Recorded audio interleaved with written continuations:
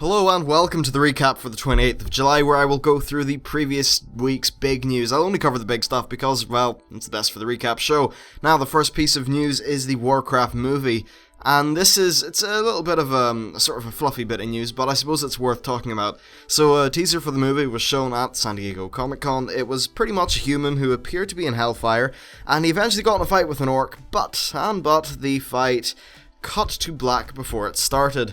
Now, it's filming in the start of 2014, I actually am really positive about it. It's helmed by Duncan Jones, whose last two movies got 89 and 92 on Rotten Tomatoes, respectively, that is very high. This guy's really talented, and from what I've seen, he's sort of into games himself, and he seems to only really pick up a project that he believes in, so I think this could actually work out very, very well. Now, the next thing we have is that Warcraft has dipped to 7.7 million subscribers. So yeah, it lost 600k subscribers last quarter. That's from probably March to June or something like that.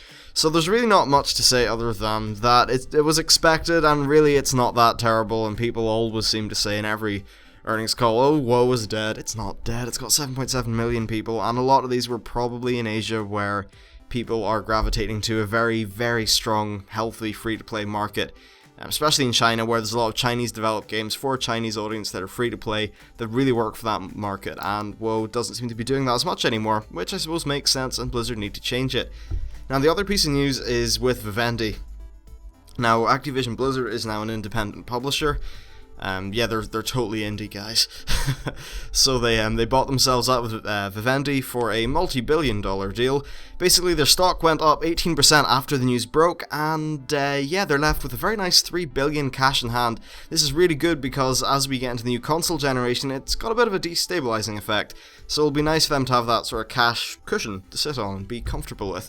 Now, the thing for WoW players to take away from this is that Vivendi can no longer ask for stock dividends that they have in Blizzard and siphon money out of Activision Blizzard, meaning perhaps more money can be funneled into development of games. Hopefully. That's the ideal way, I suppose. And the next thing is definitely World of Warcraft news, and it's new Glyphs and Transmog gear. Now, there's a whole bunch of new Glyphs, and I have videos on both of them.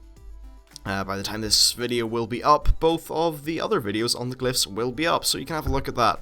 Overall, I think it's really nice to be adding more cosmetic things, and there's really nothing bad to say about it. It's great.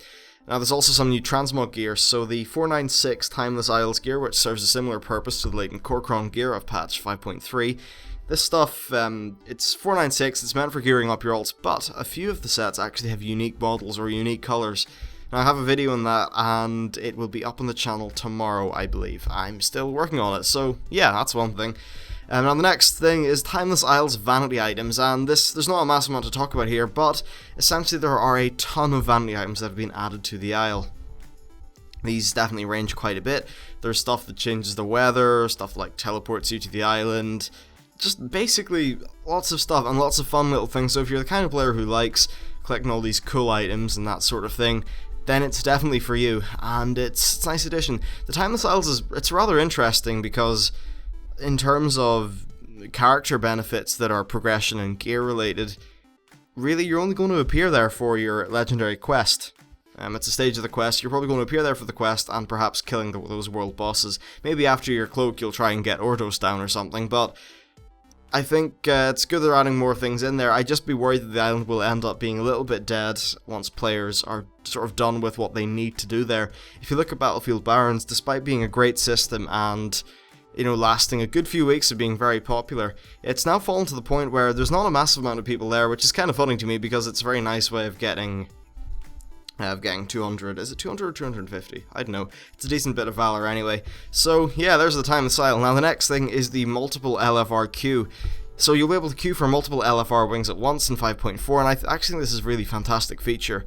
It's a nice quality of life thing, and what I think will happen is that you'll be able to queue for multiple and just accept the one that comes in first. So this is great if you only have time for one LFR and you just want to get into the one as quickly as possible. So that's nice. I don't know, my problem with LFR is still that too often you'll come in at the second boss, and when you're trying to progress through LFR, or if the first boss is the one you want, it really is quite a bummer. I do think that Blizzard, I understand that if they notify people they're going into a run in progress, then it'll piss them off. But, you know, there's some people who say they're looking in they want gear from the third boss, and they can skip maybe the first or second boss, then they'll definitely hit OK and accept the invitation. So I do think that's one thing LFR definitely needs, because when you miss out on the first boss or the second boss, maybe it's the boss you need, or you can't progress on to the next wing if you don't kill that boss, it's a real bummer on LFR, you know, it sours your experience, it makes it less fun, and you're less likely to go again. Because not only do you have to deal with the bullshit of the players that are in the group, which is often the problem, but you also have to just deal with the bullshit of the system, which can be annoying. There's people I know that have tried to they were trying to get Jinrock, I believe, and they kept on getting dropped in at Horadon and cancelled about 2 or 3 times in a row. And that sounds okay, but you have to remember, that's 2 or 3 30-minute queues, that's an hour and a half of waiting and not playing the game you want to play, or at least the element of the game you want to play. So yeah, LFR still has lots of issues, but this is a nice step in the way forward. Now that's it for the news. Into general channel stuff, you can follow me on twitch.tv, this links and everything will be in the description, so I'd implore you, follow me on Twitch, follow me on Twitter, and for Twitch, instead of just like popping into the stream, do make an account there. It means you can join in the chat, and one of the nice things about streaming is you can chat with your audience directly, which is something you can't really do on YouTube. So that's pretty cool, and I should be streaming a little bit, maybe today, next week. I know. I've got a pretty okay setup for it. So anyway, that's it for today's show. If you liked the video, please hit that like button, and if you want to subscribe, then do so. Thanks for watching, and I'll see you next time.